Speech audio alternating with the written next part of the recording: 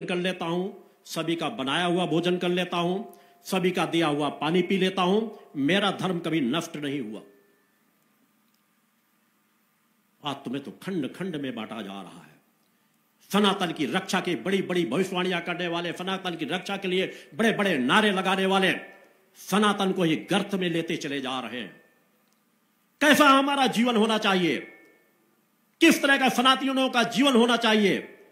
क्या वे नशे मांस का भक्षण करने वाले हों? क्या उन्हें नशे मांस का सेवन करना चाहिए? कभी इस दिशा में समाज को नहीं मोड़ा जाता। हमारे अखाड़ा परिषद है, ऐसा नहीं वहां तपस्वी नहीं है। कई अनेकों अखाड़ों में एक से एक अच्छे तपस्वी हैं, उनके प्रमुख अच्छे साधक हैं। हमारे शंकराचार्य हैं, सम्मानित पदों पर बैठे हुए। मगर क्या कभी इन बिंदुओं पर विचार करते हैं कि हमारा समाज किस दिशा में जा रहा है? हम क्यों नहीं समाज को रोक पा रहे? क्यों लोग ही धर्म परिवर्तन कर रहे हैं और हर धर्म परिवर्तन करने वाला हिंदू ही क्यों होता है, सनातनी ही क्यों होता है? क्या हम आक्रामक नारे लगाकर उन्हें बचा पाएंगे? उन्हें अच्छे संस्कार देकर हम बचा सकते हैं, वैसा स्वयं का जीवन जी करके उन्हें बचा सकते हैं।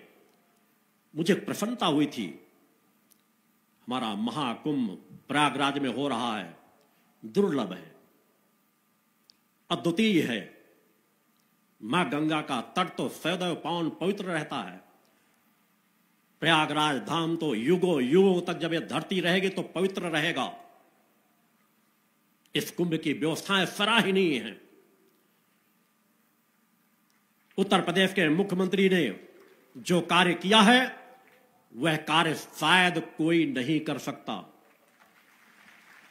सराहनीय है। घटनाएं कुछ हो जाती हैं, घटनाएं भी कुछ प्रशासनिक लापरवाहियों से अवश्य होती है कि हम सजग नहीं हो पाते, असामाजिक तत्व भी कहीं कुछ कदम उठाते हैं। या जब हम इतनी बड़ा विशाल समुदाय आ रहा हो तो हमें पे अपनी व्यवस्थाएं क्या करनी चाहिए? इतने अखाड़ा परिषद, पहले तो मीडिया में बड़ा छाता रहा, हम यहां सुरक्षा दे रहे हैं, हम यहां सुरक्षा दे रहे हैं, जैसे लग रहा था प्रशासन को एक कोने में समेट के रख देंगे, सब संभाल लेंगे। मेरा सिर भी होता है, दसियों हजार स्वयंसेवी कार्यकर्ता आकर के सेवा कार्य में लगते हैं, हजारों हजारों कार्यकर्ता अपनी व्यवस्थाओं को संभालते हैं। हमारे अखाड़ा परिषदों ने कब आह्वान किया कि इतना बड़ा महाकुंभ हो रहा है? हमारे नागा साधु संत क्या करेंगे? इस पावन पवित्र धरती पर क्या अखाड़ा परिषद, नागा साधु संत, हमारे सम्मानित शंकराचार्य केवल अपने लाभ के लिए आए हैं या हमें समाज को लाभ दिलाना है? अगर आप उस पद पर हो, उस पद पर हो, तो आपका जीवन तो त्याग और वैराग्य का होना चाहिए। अपना भी सब कुछ न्यौछावर करके समाज को लाभ देने के मार्ग दे देने चाहिए। मगर दुर्भाग्य से शासन के ऊपर भी दबाव डाल दिया जाता है। अधिकांश भूमि हमारे शंकराचार्य, अखाड़ा परिषद, इनके कब्जे में चली जाती है। ना दो तो लड़ाई झगड़ा करेंगे। समझदार लोग भी लड़ते हैं, बड़े बड़े भूखंड ले लिए जाते हैं। भाई, आप लोगों के अपने आश्रमों में बड़ी बड़ी जगहें हैं, करिए वहां प्रदर्शन, निकालिए अपनी रैली। एक एक अखाड़ा किसी एक एक जिले में चला जाए, शासन प्रशासन को सूचना दीजिए, वो आपकी व्यवस्था कर देंगे। आप निकालिए, जितनी बड़ी बड़ी झांकियां निकालना हो, अच्छी बात होगी। मगर जहां कुंभ प्रयागराज की धरती पर स्थान सीमित है, सैकड़ों करोड़ों लोगों का जहां हम आवाहन करने की बात कह दें, ऐसी जगहों पर मेरा मानना है कि अखाड़ा परिषदों को, सम्मानित शंकराचार्यों के और जितनी संस्थाएं जाती हैं, उनको बहुत सीमित से सीमित जगह लेनी चाहिए और अपने अधिक से अधिक लोगों को लगा देना चाहिए समाज सेवा के कार्यों में, कार्यकर्ताओं को। आपको तो जब दर्शन देना हो सभी जिलों में जाकर दे दो, मगर एक दिन का दिन निकल जाता है शाही स्नान में। होना चाहिए कि एक छोटी सी गली ले लो, छोटी सी जगह ले लो, जाओ स्नान करो और चले आओ। मैं भी जब मां गंगा बुलाती है, जब भी समय होता है, मेरे लिए तो वही महाकुंभ होता है। जाता हूं श्रद्धा विश्वास से और स्नान करता हूं। बचपन से सौभाग्य ही मिला कि 20-25 वर्ष की उम्र तक तो हर अमावस्या को मां गंगा के स्नान करने का सौभाग्य प्राप्त होता रहा, चूंकि माता पिता मां गंगा के स्नान करने जाते थे बचपन से वो यात्रा, जबकि 15 से 20 किलोमीटर दूर पड़ता था। इस महाकुंभ में भी मैं अपने भक्तों को भेजने की पूरी तैयारी कर चुका था, बसें बुक हो चुकी थी, मगर मैंने स्वयं कैंसिल कराया। ठीक है, आप लोगों को जब जाना हो तो बाद में स्नान कर लेना, मां गंगा का आशीर्वाद उसी तरह आपको प्राप्त होगा। जो नए भक्त आ रहे हैं वो अधिक वहां का लाभ ले। हम किसी ऐसी व्यवस्था में अव्यवस्था का कारण न बने।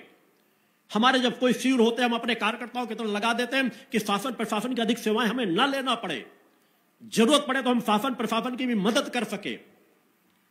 महाकुंभ दुर्लभ हो रहा है, मगर मीडिया किस तरह के दृश्य दिखा रहा है। कितने अच्छे तपस्वियों का चिंतन आप लोगों के सामने आया। कभी किसी फिल्मी एक्टर का, कभी किसी के इसकी आंखें ऐसी, इसका ऐसा जीवन ऐसा है, ये फला बाबा है, ऐसा बाबा, ये पढ़ा लिखा बाबा संत बन गया। संत बनने वालों का जीवन क्या हो जाता है, योगी बनने वाले तपस्वियों का जीवन क्या हो जाता है, वह समझना अभी कठिन है, क्योंकि समाज उससे दूर होकर चली गई है। देखते देखते ही महामंडलेश्वर बना दिया जाता है। शराबी में महामंडलेश्वर बन जाते हैं, फिल्मी एक्टर भी महामंडलेश्वर बन जाते हैं। जो शपथ तपस्या साधना से शून्य हैं, नगण्य हैं, मुझे कहने में कोई आपत्ति नहीं, और जो भगदड़ मची निश्चित दुर्भाग्य की है, नहीं होना चाहिए था, मगर फिर भी कुछ घटनाएं होती हैं। मगर हमारे क्या शंकराचार्य ज्ञानी इतने भी नहीं थे, उन्हें पता नहीं था? इतने बड़े महाकुंभ में वो कहां चले गए तपस्वी, जिनको इतना भी ज्ञान नहीं हुआ? हमारे एक शंकराचार्य बाद में उपस्थित होकर के कि हमें पता चल जाता, हमें बता दिया जाता तो हम उपवास रखते। मुख्यमंत्री ने हमें बताया नहीं, प्रधानमंत्री को पद से इस्तीफा दे दे, गृह मंत्री पद से इस्तीफा दे दे, प्रदेश का मुख्यमंत्री इस्तीफा दे दे। मैं अपने सम्मानित शंकराचार्य विमुक्तानंद जी से इस मंच से पूछना चाहता हूं कि आपके पास इतना ज्ञान नहीं था कि कुंभ में क्या होने वाला है, और हो गया तो आपका नेटवर्क बाह्य क्रम से भी इतना कमजोर रहा कि आपको पता ही नहीं चला कि कितने लोग मरे या कितने लोग घायल हुए, और अब तक कितने लोगों के लिए आपने व्रत उपवास रखा है। और किसको प्रधानमंत्री बनाना चाहते हो, किसको मुख्यमंत्री बनाना चाहते हो? उद्धव ठाकरे को, जिसने अपने पिता की विरासत को भी धूल में मिला दिया?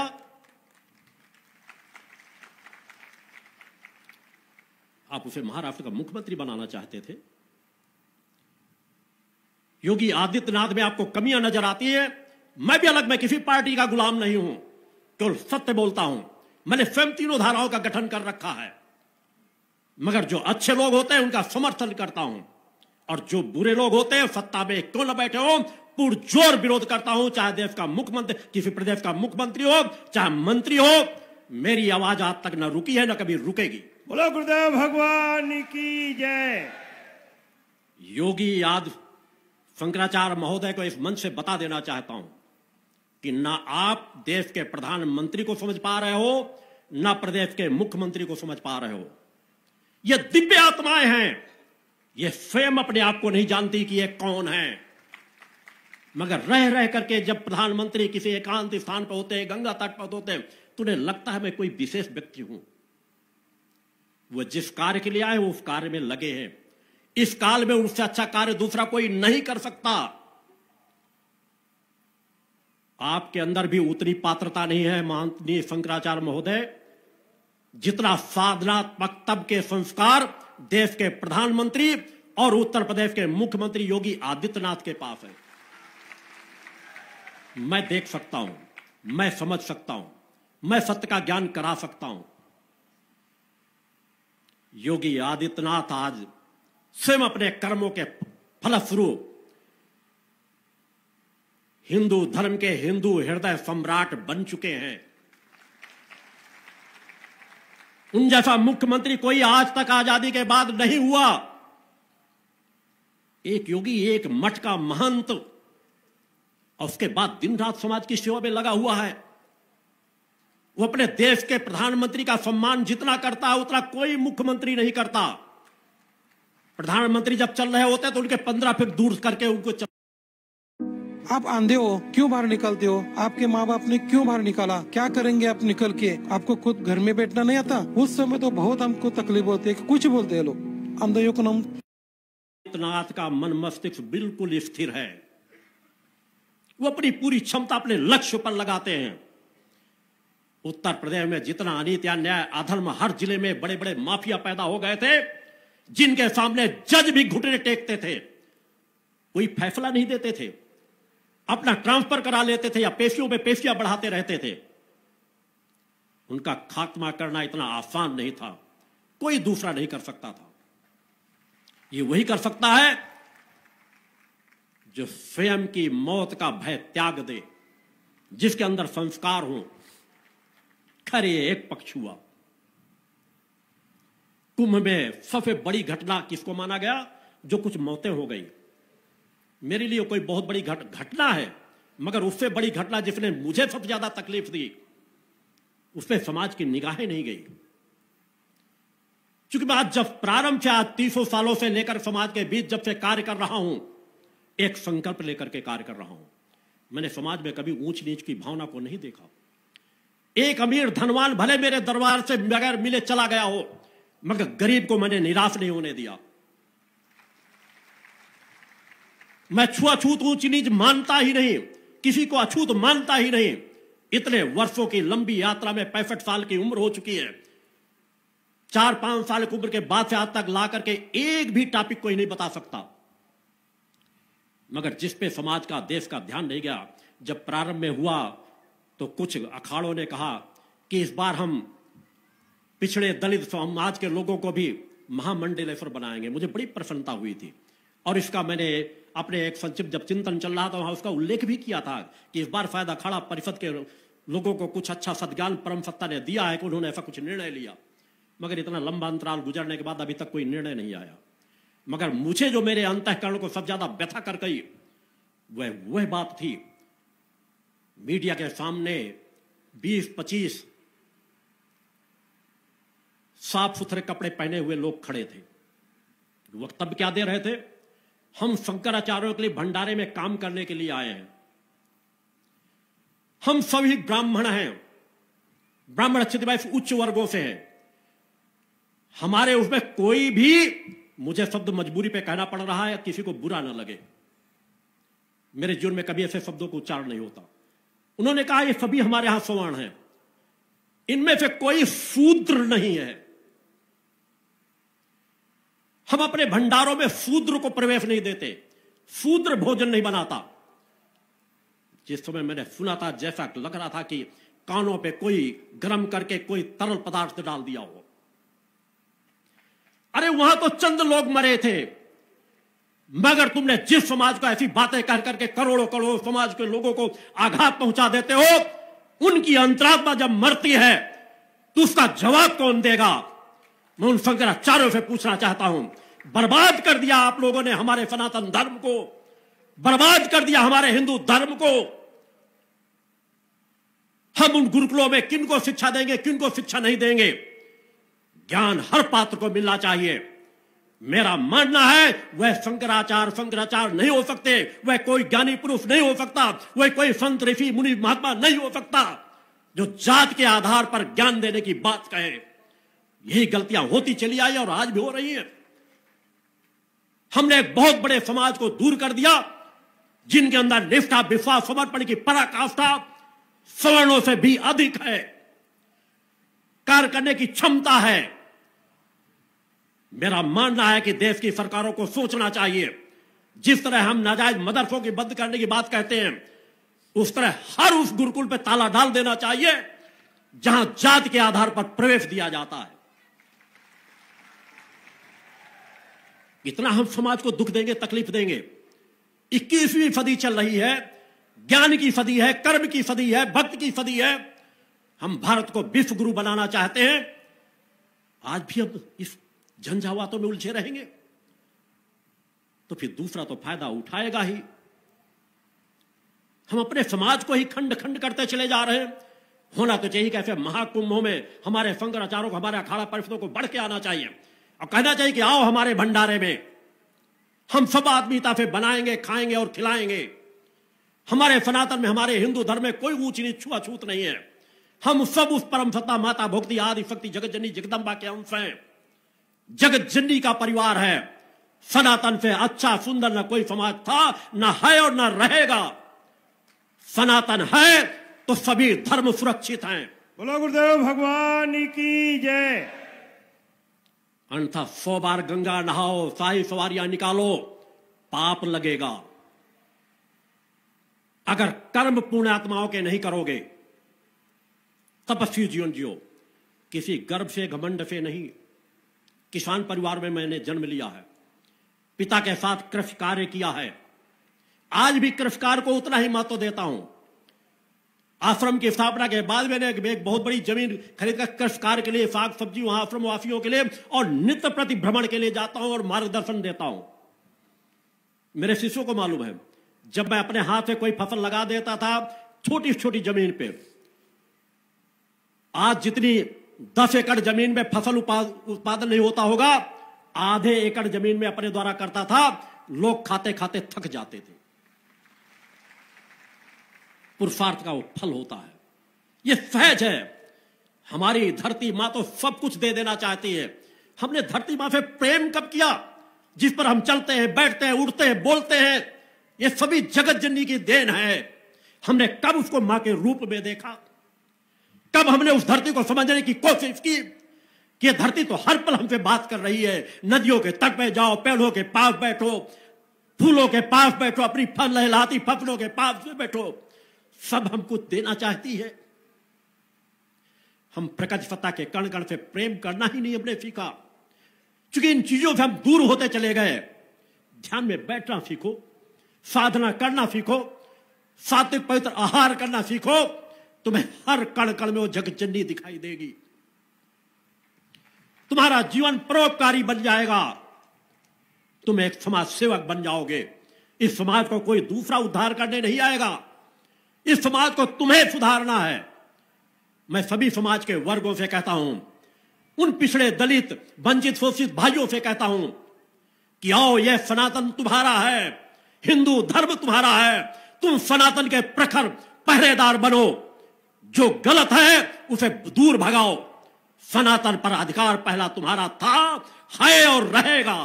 बोलो गुरुदेव भगवान की जय। वह परम सत्ता तुमसे अधिक प्रेम करती है। हमारे हर ऋषि तुमसे अधिक प्रेम करते हैं। आगे बढ़ो, सनातन से दूर मत जाओ। सनातन से दूर जाने का मतलब होगा पतन के मार्ग पे जाना। हमारे ऋषियों मुनियों की विरासत को देखो।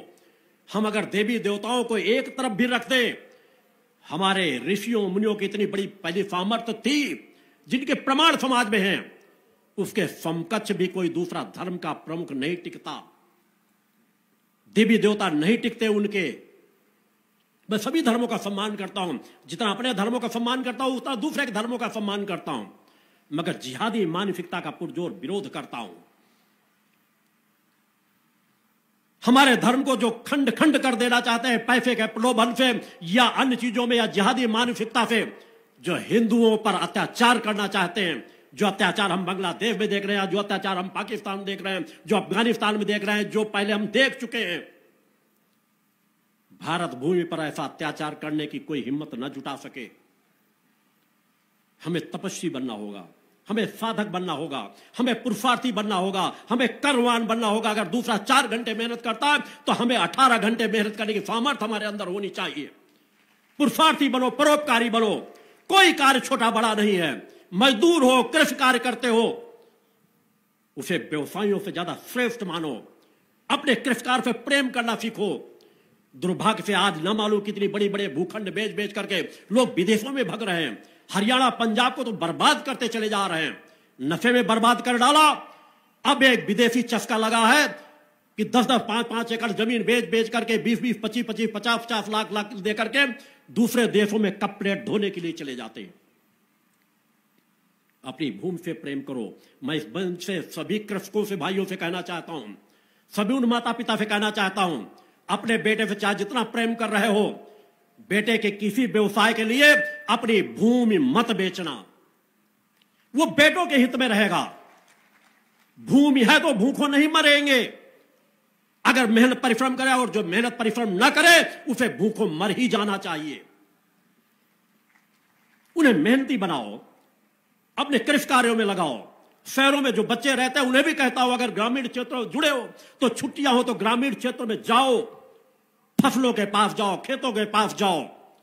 तुम्हें एनर्जी मिलेगी, ऊर्जा मिलेगी, ताकत मिलेगी, रक्षात्मक प्रणाली मिलेगी। कोई बीमारी तुम्हारा अहित नहीं कर पाएगी।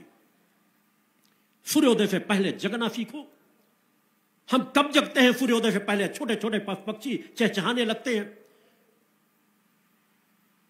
और लोग 8 बजे 9 बजे तक पढ़ के सो रहे हैं। दुर्भाग्य से शासन प्रशासन भी वैसे ही तरह का जीवन जीता है। रात को 11-11, 12-12, 1-1 बजे तक मीटिंगें चल रही हैं और ब्रह्म मुहूर्त कब निकल गया पढ़ करके सोने में गुजार देते हैं। 50 सालों में ही इतना बड़ा पतन हो गया। कहां ले जाकर के खड़ा करेंगे? दिन में सोएंगे, रात को काम करेंगे। यह प्रवृत्ति राक्षसी प्रवृत्ति है, इसे बचना चाहिए। हर सरकारों को ध्यान देना चाहिए, नियम कानून बनाना चाहिए कि 11 बजे रात के बाद कोई मीटिंग ना हो।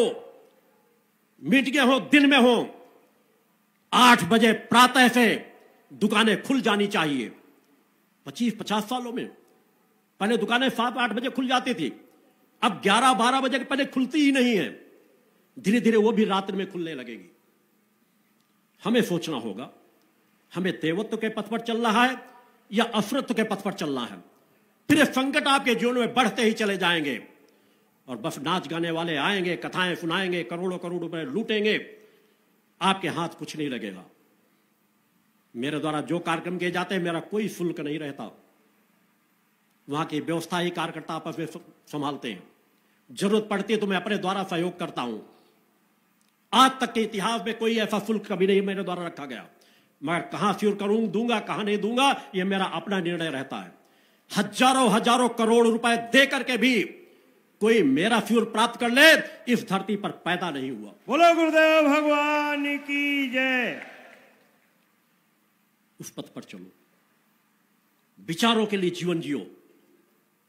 हाल की घटना देखो, केजरीवाल। मैं इन घटनाओं को, चूंकि धर्म सत्ता, राज सत्ता, इनको जब तक समझोगे नहीं तब तक तुमको सत्य के पथ पर नहीं बढ़ पाओगे। कितनी बड़ी विराट विचारधाराओं को लेकर उपस्थित हुए थे अन्ना हजारे के माध्यम से, बड़ा सादगी का जीवन जीने वाले। क्या लोगों ने साथ नहीं दिया? भरपूर साथ दिया। पढ़े लिखे पिछड़े लोग, दलित, शोषित, वंचित जितने थे सब उनके साथ लग गए। बड़े से बड़े बहुमत से जिताया भी। मगर जब कहते हैं कि अंदर और बाहर एक अलग चीजें होती हैं, कथनी और करनी में फर्क होता है, तो उन्होंने रास्ता सच्चाई ईमानदारी का नहीं तय किया।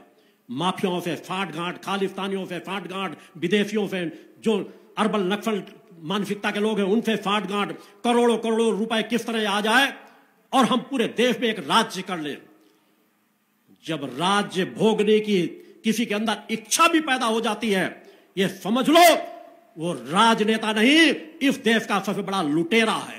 बोलो गुरुदेव भगवान की जय। राजसत्ताओं में बैठने का सौभाग्य से मौका मिलता है। कहीं न कहीं संस्कार होते हैं और उन संस्कारों से अगर कभी मौका किसी को मिलता है तो पूरा जीवन समाज सेवा में न्यौछावर कर देना चाहिए। अगली बार हमें कोई जिताए या न जिताए, आज हम जीते हैं, आज हमें समय मिला है, उस पर हम क्या कर सकते हैं, अपना सर्वस्व न्यौछावर करने का भाव लेकर चलना चाहिए। चाहे धर्म सत्ता हो चाहे राज सत्ता हो, समाज का मार्गदर्शन करने का मौका संस्कारों से प्राप्त होता है। उन संस्कारों को किसी को नष्ट नहीं होने देना चाहिए। इसलिए समाज सुधार के लिए मेरे द्वारा हर प्रदेशों में जहां भी जाती वहां आवाज उठाई जाती है। आज मध्य प्रदेश के मंत्री जी भी यहां बैठे हुए हैं। मैं चाहूंगा अपनी आप प्रदेश सरकार से भी मेरा विनम्र निवेदन जरूर पहुंचाइएगा। हर मंच पे भी पहुंचा रहा हूं, क्योंकि मेरी अभी विनम्रता की मांगे चल रही हैं और जब विनम्रता की सीमाएं समाप्त हो जाएंगी तो फिर परम सत्ता ने मुझ में यह सामर्थ्य दे रखी है, ये सत्ताएं देखते देखते धरातल में मिल जाएंगी। बोलो गुरुदेव भगवान की जय। नए पूरे प्रदेश को नशा मुक्त बनाओ, देश को नशा मुक्त बनाओ, हम सनातन की तभी रक्षा कर सकेंगे, हिंदुत्व की तभी रक्षा कर सकेंगे, दूसरे धर्मों के साथ आपसी भाईचारे का तभी संबंध बन करके रह पाएगा। लाडली बहना योजनाओं से कभी बहनों माताओं का कल्याण नहीं होगा। उन घरों में जा करके मंत्री देखें जिन घरों में अगर एक व्यक्ति भी शराब पीता है तो उस घर की दुर्दशा क्या होती है, किस तरह उन बहन बेटियों पर अत्याचार होता है, किस तरह वहां के धन की बर्बादी होती है, किस तरह छोटे छोटे बच्चे वहां शिक्षा नहीं प्राप्त कर पाते। कैसे होगा समाज का कल्याण? हम चुनाव जीतने के लिए ऐसी योजनाएं न चलाएं। सत्ता हमें मिले या न मिले, एक मौका मिला है तो आज जो गलत हो रहा है उस गलत को सुधारना चाहिए। नाजायज नशे की कोई खेपे ले जा रहा होता उसे पकड़ाया जाता है। नशा मुक्त अभियान शराब सरकारों द्वारा भी चलाया जाता है। और दुर्भाग्य देखो, अंग्रेजों के समय से जो परंपराएं चली आ रही हैं, आजादी के बाद जो सरकारों ने नियम कानून बना दिए, कोई सोचना ही नहीं चाहता कि सरकार पर बैठे लोग पिता समान होते हैं, संरक्षक होते हैं। एक पिता अपने पुत्रों को लाइसेंस देकर के शराब पिलाए। सरकारी ठेके की दुकानें हर जिले जिले में फैली हुई हैं। सरकारें नशे की दुकानें चला करके हमारे देशवासियों को, हमारे सनातन धर्मियों को, हमारे हिंदू धर्म को, हमारे छोटे छोटे बच्चों को शराब पिलाए, जिसकी वजह से बहन बेटियों पर अत्याचार हो, दुर्घटनाएं हो, अपराध हो, बलात्कार हो।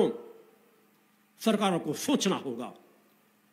राजस्व की जरूरत है और 10 टैक्स लगा दो, उससे ज्यादा राजस्व आ जाएगा, मगर शराब माफियाओं को बढ़ावा मत दो। शराब माफिया आतंक की तरह से क्षेत्रों में कार्य करते हैं। पुलिस प्रशासन को अपनी जेब में मान लेते हैं।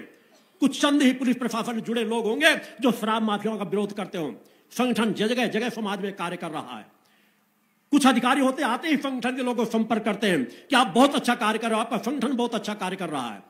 केवल मध्य प्रदेश में 10-12 वर्षों में 2000 से ज्यादा नशे की नाजायज खेपे हमारे भक्ति मानव कल्याण संगठन के कार्यकर्ताओं ने रात रात जग जग करके पकड़ाया है। सैकड़ों फर्जी मुकदमों को भी झेला है। जितना अत्याचार शराब माफियाओं ने शासन प्रशासन में मिलकर के संगठन के कार्यकर्ताओं पे किया, उसको अगर देखा जाएगा तो सर में झुक जाएगा शासन प्रशासन का कि जिन संगठन के कार्यकर्ताओं को मदद करना चाहिए, जो घर घर जाके लोगों को नशा मुक्त करा रहे हैं, रात रात जगकर की नशे खेपे पकड़ाते हैं। अगर एक नशे की खेप पकड़ाई जाती है तो शराब माफिया कोई ना कोई केस उन कार्यकर्ताओं पर लगा दिया जाता है। मगर शायद शराब माफिया भूल चुके हैं, ये भक्ति मानव कल्याण संगठन के कार्यकर्ता हैं, ये मेरे शिष्य हैं। मेरे शिष्य झुकना नहीं सीखा। बोलो गुरुदेव भगवान की जय। अधर्मी अन्यायों के सामने कभी घुटने नहीं टेकते। शराब माफियाओं को खुली चुनौती हमारी रहती है कि तुम्हें एक न एक दिन नाजायज शराब बंद करना ही पड़ेगा, अन्यथा हमारे भक्ति मानव कल्याण संगठन के कार्यकर्ताओं का सामना करना ही पड़ेगा।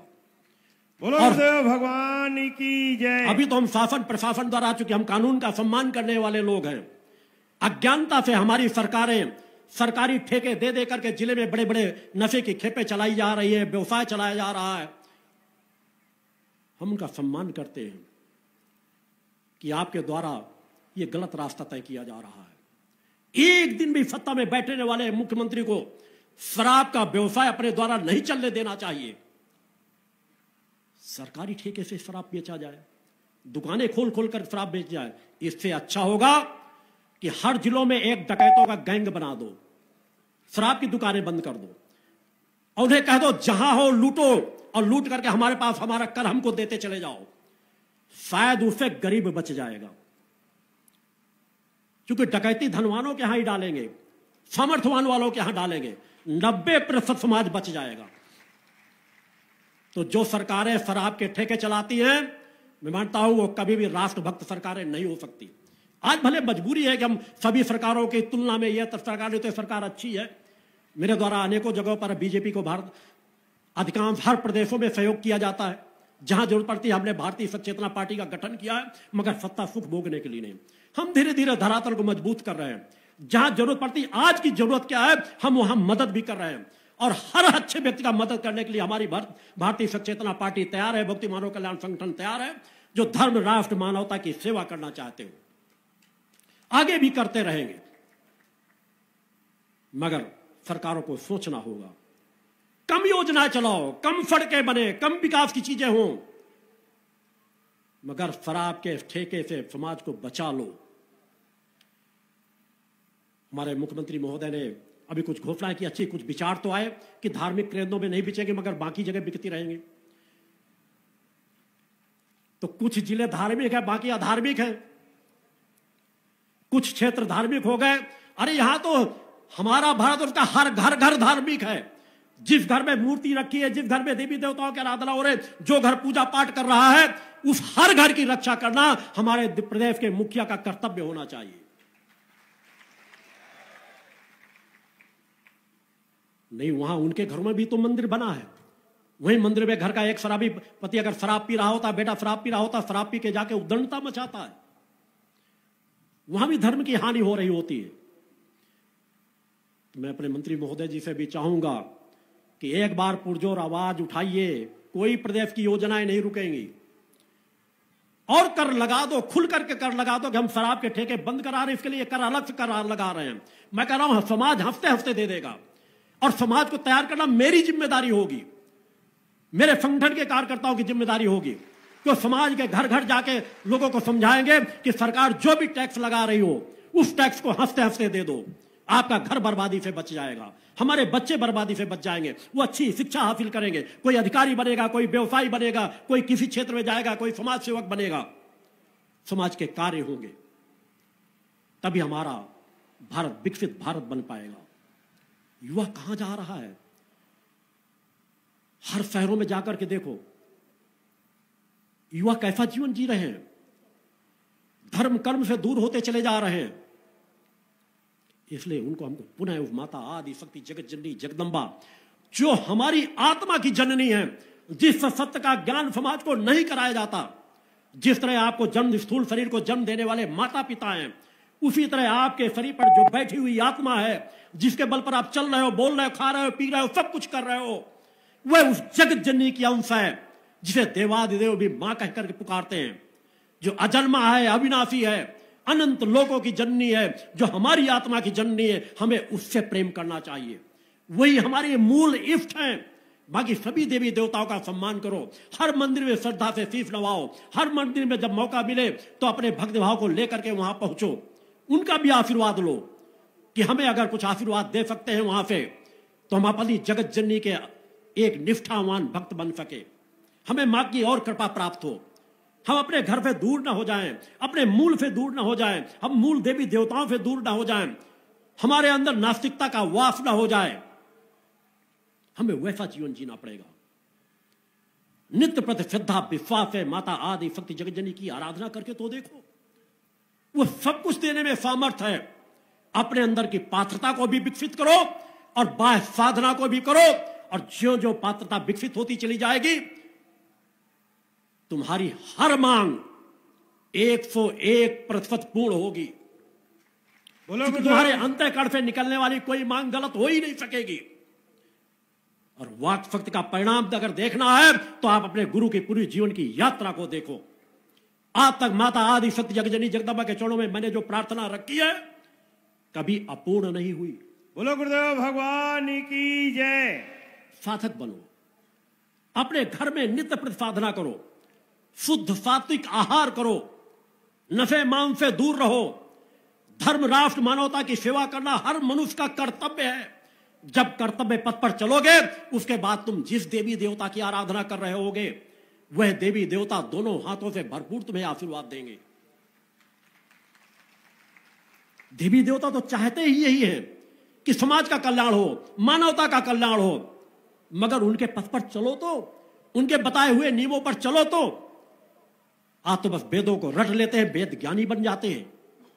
अरे वेदों को जीना सीखो। जिस दिन वेदों को जीना सीख जाओगे, जातीयता छुआछूत समाज से दूर भाग जाएंगे। तुम्हारा अंतःकरण पवित्र होना शुरू हो जाएगा, तुम्हारे कर्मों में परिवर्तन आ जाएगा, तुम्हारी सामर्थ्य बढ़नी प्रारंभ हो जाएगी। वैसा जीवन हमारे ऋषि मुनि जीते थे। आज तुम्हें पुनः उस तरह का जीवन जीने की आवश्यकता है। इसलिए उस परम दिव्य धाम का निर्माण किया गया है, जहां मां का 30 वर्षों से 28 वर्षों से पूरा नित्य प्रति अखंड मां का दुर्गा चालीसा का पाठ चल रहा है, अनंत काल के लिए चल रहा है। जहां पर करोड़ों करोड़ों लोग पहुंच करके लाभान्वित हो रहे हैं, नफे माफ को छोड़ रहे हैं। मेरे यहां कोई शोधकर्ता आकर के देखे तरंगों का क्या प्रभाव पड़ता है। बड़े बड़े नफा मुक्त केंद्रों में आज तक उतने लोगों को नफा मुक्त नहीं किया। ये कोई गर्व नहीं, क्योंकि सत्य तो समाज को ज्ञान कराना ही पड़ेगा। इस भारत भूमि में एक भी ऐसा नफा मुक्त का केंद्र नहीं है जिसने सैकड़ों सालों में उतने लोगों को नफा मुक्त किया हो जितने लोगों को नफा मुक्त पिछले 30 सालों की यात्रा में उस दिव्य धाम से किया जा चुका है। बोलो गुरुदेव भगवान की जय। कौन कहता है शराबी नहीं सुधरना चाहते? भले वो अपने घर में लड़ते हो कि हम नहीं छोड़ेंगे। मेरे यहां 10-10, 20-20, 25-25, 50-50 के ग्रुप में आते हैं। उनके साथ घर का कोई सदस्य नहीं आता।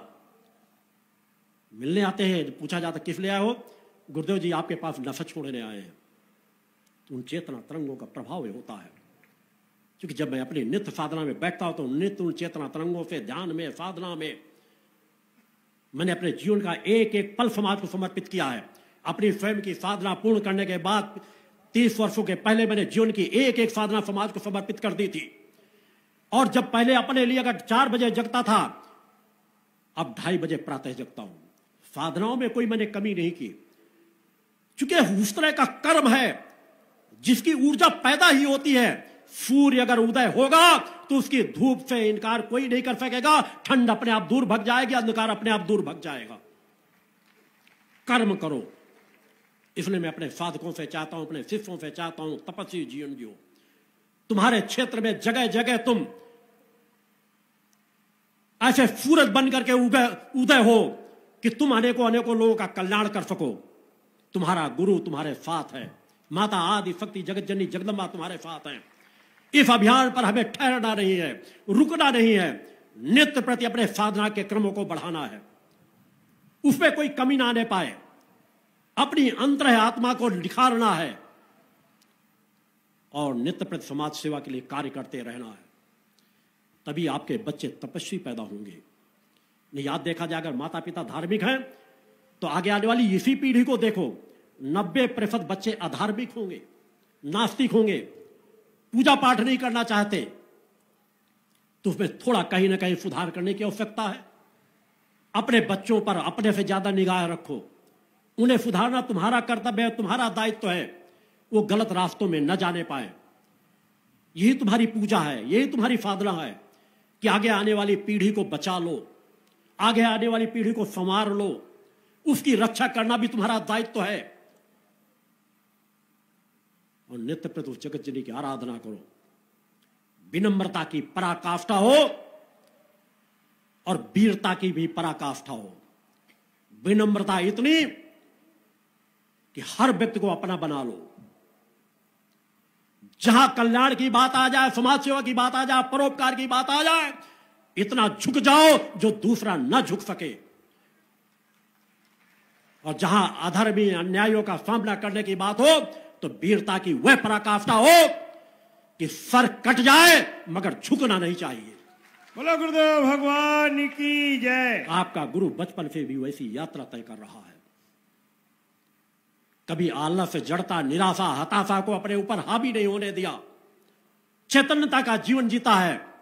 वैसा चैतन्यता का जीवन जी करके देखो। अपने बच्चों को उस पूंजी के बारे में बताओ कि जो भौतिक जगत की सामर्थ्य से आपको नहीं प्राप्त होगा, वो साधना तपस्या से प्राप्त हो जाएगा। इतना ही ज्ञान उन्हें मत दो कि बेटा पढ़ लिख करके कोई ऐसी नौकरी कर लेना जिसमें भ्रष्टाचार की कमाई आने लगे, शादी कर लेना, 4 बच्चे पैदा कर लेना, और जिस तरह मैं मर करके जा रहा हूं तुम मर के चले जाना। और जिस तरह मुझे डर है कि अगर पुत्र पैदा नहीं होगा, वो मेरा क्रियाकर्म नहीं करेगा तो मेरी मुक्ति नहीं होगी, उसी तरह तुम भी उसी डर भय में जीवन जीना। जितना बड़ा भय अज्ञानता समाज में फैला दी गई कि पुत्र पैदा होगा तभी समाज का कल्याण होगा, तभी माता पिता को मुक्ति प्राप्त होगी जब वो एक छूटा सा उनके मरने के बाद पूजा पाठ का कर्म करा देगा। कितनी बड़ी अज्ञानता का जीवन जीने की कला आज तक कथावाचक सिखाते चले आए हैं। अरे आप अपने रहते ऐसे कर्म क्यों नहीं करते कि तुम्हारी मुक्ति हो? तुम्हारे मर जाने के बाद अगर लगे कि शरीर फटेगा, गलेगा, तो जहां चाहो वहां फेंक दो, नदी में डाल दो, जला दो, दफना दो, तुम जानो, तुम्हारा काम जाने। मेरी मुक्ति के लिए तुम्हें कुछ करने की जरूरत नहीं। अपने बच्चों को जब ये कह के जाओ, तभी तुम बेटों और बेटियों में कोई फर्क नहीं करोगे। बेटा मुखाग्नि नहीं देगा तो मुक्ति नहीं मिलेगी।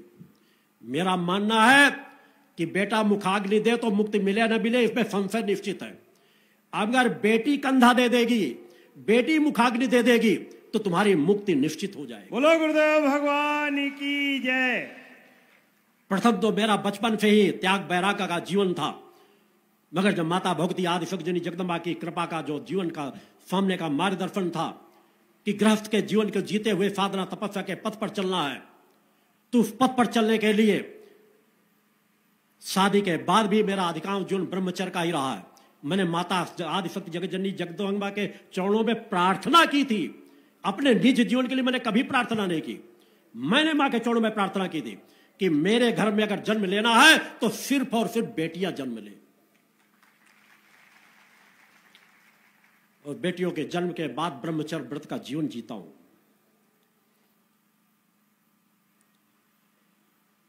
बेटियों को भी वैसी शिक्षा दो, वैसा ज्ञान दो, उनको समाज सेवक बनाओ, पुरुषार्थी परोपकारी बनाओ, अच्छी पढ़ा लिखा करके उन्हें अच्छे पदों पर बढ़ने के रास्ते बताओ। देखो बेटों बेटियों, मेरा आज भी मानना कि बेटियां बेटों से ज्यादा माता पिता का सम्मान के, इसका तात्पर्य मैं बेटों का विरोधी नहीं हूं, मगर ये जो परंपरा डाल करके गलत मानसिकता भर दी गई, इसका विरोधी हूं। अतः तुम सच्चे मां के भक्त हो तो बेटे बेटियों में फर्क करना बंद कर दो। बेटे हो बेटियां हो, उस परम सत्ता का आशीर्वाद मानो और उनका कल्याण करने के रास्ते तय करो, उस दिशा में आगे बढ़ना प्रारंभ करो। अपने अंतःकरण को जगाओ। पूजन में बैठा करो तो मेरुदंड को सीधा करके बैठा करो। ओम मां का उच्चारण नित्य प्रति करो। आपको शायद जो बीज मंत्र और दिए गए हैं, उन मंत्रों की साधना करके देखो। जो तुम्हें तृप्ति नहीं मिले वो तृप्ति मिलेगी। आज्ञा चक्र में ध्यान लगा के थोड़ी देर शांत चित्त होकर के बैठना सीखो।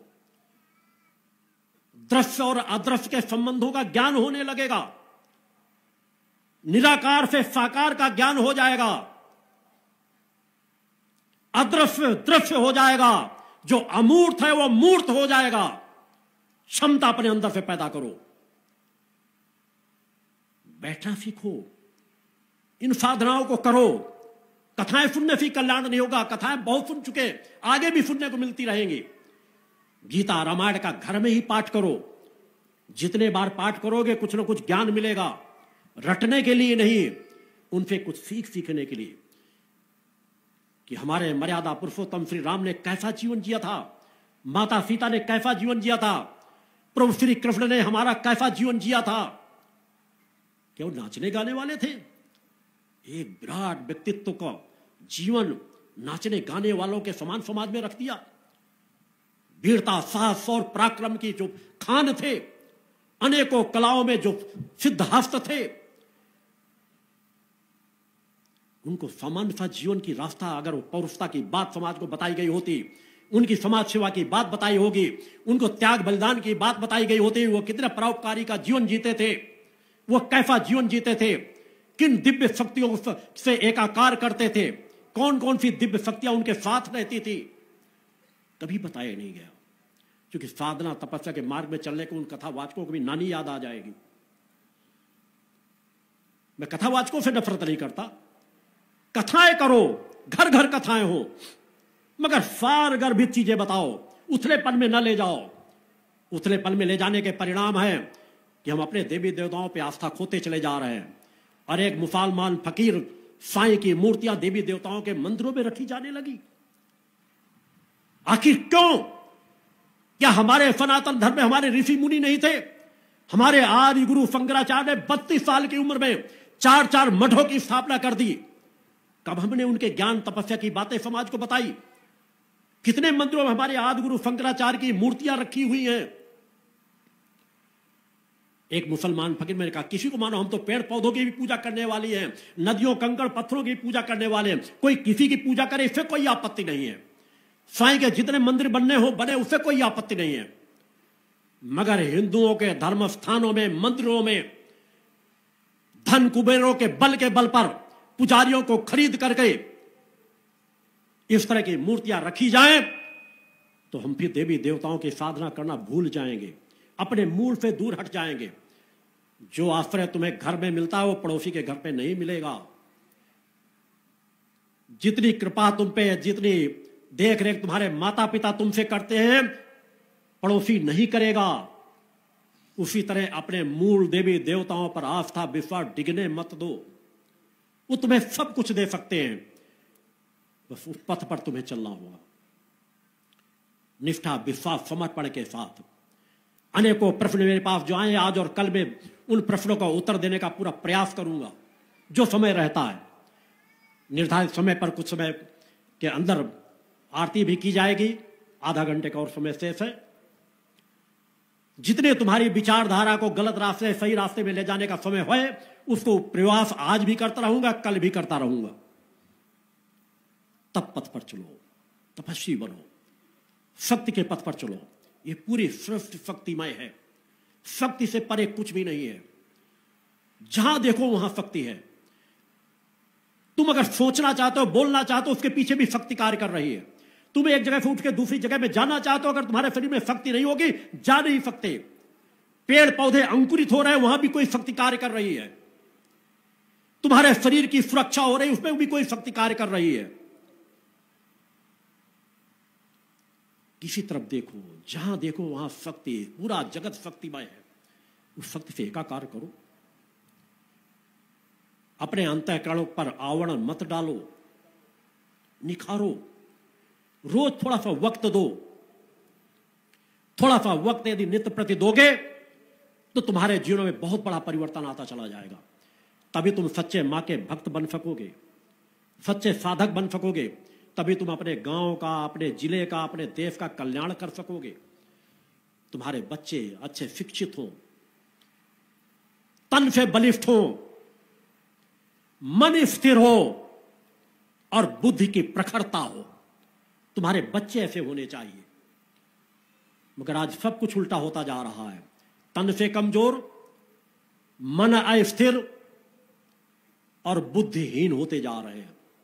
अतः तन से बलिष्ठ बनाओ, मन उनका स्थिर हो, बुद्धि की प्रखरता हो, जागरूक बनो, अपने अंदर जागरूकता पैदा करो। तभी तुम्हारे अंतःकरण का अंधकार मिटेगा। सत्य की रक्षा करो और असत्य को दूर भगाओ। यही हमारा धर्म है, यही हमारा कर्म है कि तुम्हारे अंदर एक जागरूकता हो। जागरूक हिंदू बनो। मैं हिंदू हूं इससे हिंदू नहीं बनोगे। तुम्हारे जीवन में जागरूकता हो कि हिंदू कैसा होता था, हिंदू कैसा जीवन जीता था। वैसा जीवन जी करके देखो, फिर देखो समाज में कितना बड़ा परिवर्तन आता है। मैंने भी एक एक दो दो कार्यकर्ताओं से प्रारंभ किया था। आज करोड़ों करोड़ों लोगों में ऐसा कोई प्रदेश नहीं जहां भक्ति मानव कल्याण संगठन कार्य न कर रहा हो, दूसरे देशों में कार्य न हो रहे हो। अभी अगला फ्यूर भी नेपाल में रखा गया है। मैंने तो कहा था नेपाल वालों के इस बार आने की जरूरत नहीं है, आपका फ्यूर नजदीक है। 20 सालों से 10 सालों से जो उनकी लगातार मांग चल रही थी फ्यूर दर फ्यूर, इस बार भी चले आए कि कहीं ऐसा तो नहीं कि कैंसिल कर दिया जाएगा। मगर मैं वचन दे चुका हूं, फ्यूर दे चुका हूं। नेपाल राष्ट्र निर्माण के लिए शक्ति साधना नशा मुक्त फ्यूर वहां पर 25-26 अप्रैल 2025 को ही होगा। वो कन्फर्म है, उसमें कोई परिवर्तन नहीं आएगा। आप इस फ्यूर का भी आशीर्वाद और लेके जाओ। एक ऐतिहासिक फ्यूर नेपाल देश में भी होगा। सिद्धाश्रम में नवरात्रि फ्यूर 30 सितंबर से 1 और 2 अक्टूबर 3 दिवसीय जो फ्यूर रहता है वो फ्यूर होगा। और इसके बाद जो मैंने प्रभु श्री राम की अयोध्या में स्थापना के बाद जो एक चिंतन था कि मैं अपने शिष्यों के साथ वहां उपस्थित होकर प्रभु श्री राम के दर्शन करूंगा, एक वहां फ्यूल लगा करके मां की ऊर्जा अयोध्या में प्रवाहित करूंगा, जिसके लिए मेरा संकल्प मैं कहीं पर फ्यूल देता हूं तो जब से सोच लेता हूं तब से मेरी वहां के लिए साधनाएं प्रारंभ हो जाती है कि वहां जो शिष्य भक्त आए उनका कल्याण मैं किस तरह से करूंगा। अतः अयोध्या उत्तर प्रदेश का 22-23 नवंबर 2025 को अयोध्या में फ्यूर होगा। भगवान की जय। 2 दिवसीय। दुर्भाग्य से अयोध्या नरेश एक है, कोई दूसरा नहीं। प्रभु श्री राम के अलावा आज तक न कभी कोई पैदा हुआ है न पैदा होगा। एक छोटा सा चुनाव जीत करके समाजवादी पार्टी के बड़ी वेदना होती थी उस बात की, जब प्रभु श्री राम को नकार करके कहा जाता था ये अयोध्या नरेश है। अवधेश प्रताप को अयोध्या नरेश कहा जाने लगा था। राजनीतिक एक चुनाव जीत करके अपने आप को नरेश घोषित कर दो अयोध्या का। इसलिए वहां के लोगों ने मिल्कीपुर चुनाव में धूल चटा दी।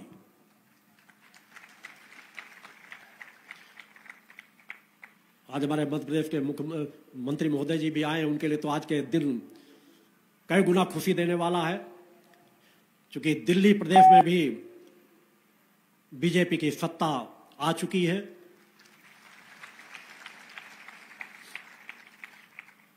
वहां भी भक्ति मानव कल्याण संगठन है। हरियाणा का चाहे चुनाव रहा हो, वहां पर जबकि हरियाणा के मुख्यमंत्री कहा था बस चुनाव जीतते ही मैं दूसरे दिन सिद्धाश्रम धाम में आकर दर्शन प्राप्त करूंगा। खैर अभी तक उन्हें समय नहीं मिल पाया। हमने दिल्ली में भी इस बार अपना एक भी प्रत्याशी कहीं नहीं खड़ा कराया था, क्योंकि परिवर्तन आवश्यक था, जरूरी था। हम नहीं चाहते थे कि हमारे किसी एक वोट के काटने से कहीं पर भी कोई कमी आए, क्योंकि आज आवश्यक है। हम आजादी के बाद तक अब तक जिस तरह की सरकारें देखते चले आए हैं, बहुत कुछ हमने देखा है। आज समाज में बहुत कुछ सुधार की जरूरत है। साधकों का कर्तव्य धर्म, राष्ट्र, मानवता से जुड़ा होना चाहिए। साधना भी करें, राष्ट्र के प्रति अपने दायित्व को भी निभाएं, समाज सेवा भी करें। उस दिशा में भी लगातार कार्य किए जा रहे हैं। संकल्पबद्ध होकर जीवन की यात्रा तय करें। मैं कुछ और चिंतन बीच में दूंगा, मगर मैं चाहूंगा कि समय मंत्री महोदय यहां उपस्थित हैं। जब अकेले बैठते हैं तो मेरी चर्चाएं तो होती ही है, तब भी प्रेरित करता रहता हूं, मगर मैं चाहूंगा ये शक्ति साधकों के समूह के सामने भी वो अपने कुछ विचार रखे, थोड़ा आश्वस्त जरूर करें कि मेरी बात प्रदेश के मुख्यमंत्री तक जरूर पहुंचाएंगे कि वो नशा मुक्ति के लिए कुछ निर्णय ठोस ले। मैं चाहूंगा कि मंत्री महोदय आकर के अपने विचार रखें, उसके बाद आगे के करेंगे।